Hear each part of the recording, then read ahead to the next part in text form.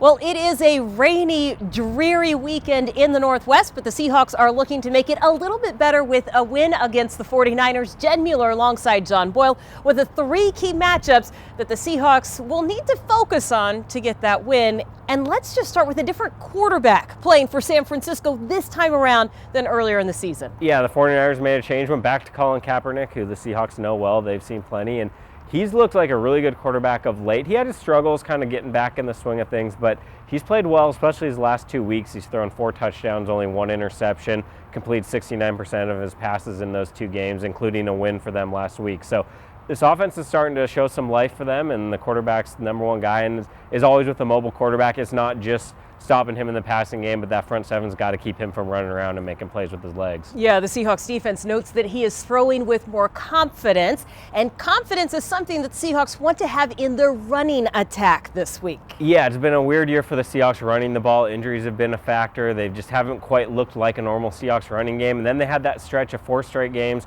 They averaged over 160 yards a game. Hasn't been as good the last couple weeks. They've been under 80 yards in each game. So they really want to get on track. This is a defense they should be able to run the ball against. The 49ers are averaging or giving up over 170 rushing yards a game, which is the worst in the league. So this would be a really good chance for the Seahawks, that offensive line, the running backs, everybody to kind of get on track before the playoffs. But they will need to account for DeForest Buckner, who has come on awfully strong in the last few weeks. Yeah, the rookie out of Oregon, number 7 pick of the draft. He's had a great season. He's got 6 sacks, which is tied for the team league, and 3 of those have been in the last 3 games.